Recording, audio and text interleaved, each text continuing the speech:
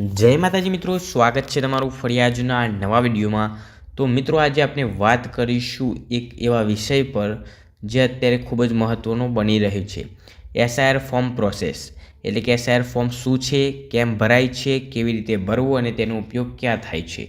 જો તમે પહેલીવાર એસઆઈઆર ફોર્મ ભરી રહ્યા છો અથવા ક્યાંકથી સાંભળ્યું છે અને સમજતા નથી કે આ ફોર્મનો ઉપયોગ શું છે, તો આ વિડીયો તમારા માટે છે।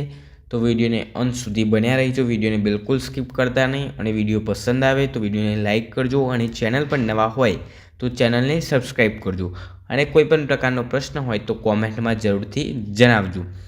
તો મિત્રો, વિડીયો આખો જોશો તો તમે એસઆઈઆર ફોર્મ વિશે A to Z માહિતી મળી જશે। તો મિત્રો, એસઆઈઆરનું ફૂલ ફોર્મ છે સાઇટ ઇન્સ્પેક્શન રિપોર્ટ। ઘણા સરકારી અને ખાનગી વિભાગોમાં વ્યક્તિની ઓળખ, સરનામું, દસ્તાવેજો અથવા વ્યવસાય વિશેની સચોટ માહિતીની તપાસ માટે આ ફોર્મ ભરાય છે। આ ફોર્મ ખાસ કરીને ત્યારે કામ આવે છે જ્યારે કોઈ સરકારી ઓથોરિટી તમારી માહિતી ચકાસવા માગતી હોય, એડ્રેસ વેરિફિકેશન જરૂરી હોય, નોકરી અથવા લાઇસન્સ માટેની ઓળખની પુષ્ટિ કરવી હોય, કોઈ સર્વિસ માટે તમારા સ્થાને ઇન્સ્પેક્શન આવતું હોય। તો મિત્રો, સરળ ભાષામાં કહીએ તો એસઆઈઆર ફોર્મ તમારા સરનામા, ઓળખ અને હાજરીનો સત્તાવાર પુરાવો છે। જ્યાં તમારી હાજરીની ખાતરી જોઈએ તે એસઆઈઆર ફોર્મ જરૂરી બને છે। તો મિત્રો, ઘણા લોકોનો પ્રશ્ન છે કે આ ફોર્મ શું કામ પડે, તો તેનું મુખ્ય કારણ છે વેરિફિકેશન। આ ફોર્મથી અધિકારીઓ ખાતરી કરે છે કે વ્યક્તિ તે જ જગ્યાએ રહે છે કે નહીં, દસ્તાવેજો સાચા છે કે નહીં, જે માહિતી આપવામાં આવી છે તે વાસ્તવિક છે કે નહીં। આજના સમયમાં ફ્રોડ અને ખોટી માહિતીના કેસ વધતા હોવાથી એસઆઈઆર ફોર્મ એક મહત્ત્વની પ્રક્રિયા બની ગઈ છે। એસઆઈઆર ફોર્મ ભરવા માટેની જરૂરી દસ્તાવેજો। તો મિત્રો, તમારે આ ફોર્મ ભરવા માટે કયા કયા દસ્તાવેજોની જરૂર પડશે?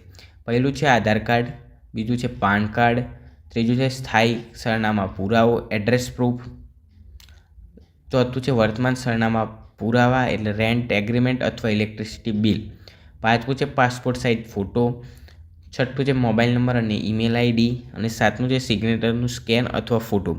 આ દસ્તાવેજો તૈયાર હોય તો ફોર્મ ભરવાની પ્રોસેસ ખૂબ જ સરળ થઈ જાય છે। તો મિત્રો, એસઆઈઆર ફોર્મ કેવી રીતે ભરવું? હવે આવે છે વિડીયોનો સૌથી અગત્યનો ભાગ, એસઆઈઆર ફોર્મ કેવી રીતે ભરવું। નીચે આપેલા સ્ટેપને ધ્યાનથી સાંભળો। પહેલું, ઓફિશિયલ વેબસાઇટ ખોલો। સૌપ્રથમ સંબંધિત વિભાગની ઓફિશિયલ સાઇટ ખોલવી પડે છે। વેબસાઇટમાં એસઆઈઆર ફોર્મ અથવા ઇન્સ્પેક્શન ફોર્મનો વિકલ્પ શોધો। તમારી વિગતો ભરો। અહીં તમને નીચેની માહિતી ભરવાની રહેશે: નામ, જન્મ તારીખ, આધાર નંબર, મોબાઈલ નંબર, ઈમેલ, સરનામું, વ્યવસાય એટલે કે નોકરીની વિગતો। ખાસ ધ્યાન રાખો કે બધી માહિતી આધાર દસ્તાવેજ પ્રમાણે જ હોવું જોઈએ। પછી મિત્રો આવે છે એડ્રેસ ડિટેલ્સ। અહીં તમને પરમનન્ટ અને પ્રેઝન્ટ એડ્રેસ વિગતવાર લખવા પડશે, એટલે કે ઘર નંબર, વોર્ડ, વિસ્તાર, શહેર, પિનકોડ, લેન્ડમાર્ક। આ માહિતી નિર્દેશકો માટે મહત્ત્વની છે કારણ કે તેઓ આ સરનામે ઇન્સ્પેક્શન કરવા આવશે। પછી છે ડોક્યુમેન્ટ અપલોડ।